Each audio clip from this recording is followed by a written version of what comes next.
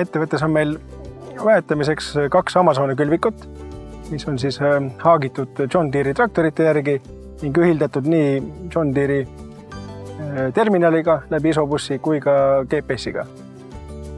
Ja samuti on väetisekülvikud ise siis varustatud kaaludega, et oleks väetamine võimalikult täpne.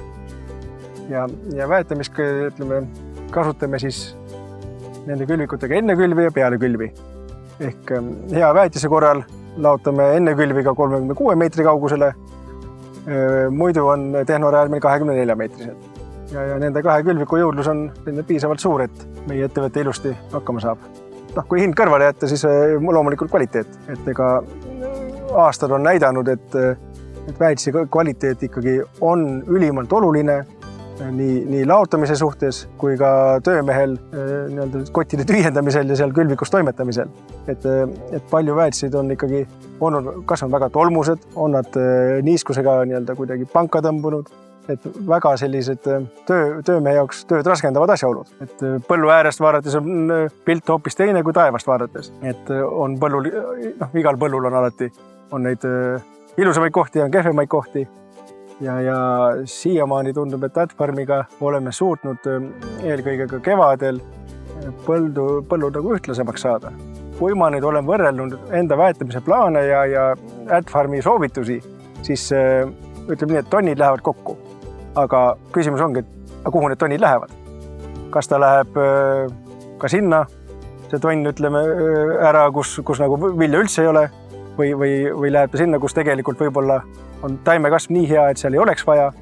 Et Adfarm pigem ta kogus jätab samaks, aga laotab väetise sinna, kus on seda kõige rohkem vaja. Et siiamaani küll tegelikult, kui põllu peal ise tead juba ära, et sul on, kas on lohukohad või kõrgendikud, mis talvel võivad olla üks talv nagu ühtemoodi, teistmoodi kahjustatud, et see tegelikult läheb suhteliselt ikkagi täpselt kokku reaalse olukorra põldul. Et kui ma võtan selle soovituste kaardi ja võrdlen sellega siis oma põldu, siis tegelikult on ta ikkagi väga täpne.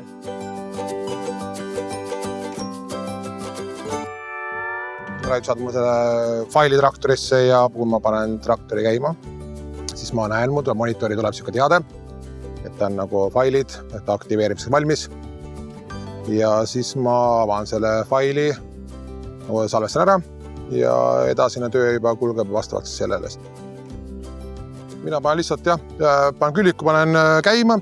Edasine ongi vastavalt sellele ka, et see väetise kogus, et sõltub, see võib nii palju muutuda, et nagu põllu peal seal ja siis ongi nii, et siis ma pean ikka kindla kiiruse valima traktori ära. Edasi ongi mina lihtsalt sõidan ja siis külvik ise külvab täpselt nii palju, et siis kui see põld saab läbi, siis on see kogus, mis ma sisse olen pannud, ta on selle ära nagu jaganud selle põllu peale vastavalt sellele, mis selle ette antud näidud ja nendest selle järgi.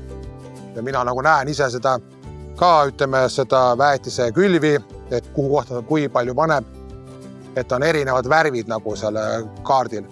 Ja kus on tumedam ja kus on heledam, siis seal näitabki seda, et kas on tumedamal näitabki, et seal on nagu rohkem juba seda lämmastikku, et sinna nagu nii palju polegi vaja, sinna külvab ta siis vähem. Ja kus on heledam, sinna külvab siis ta rohkem nagu.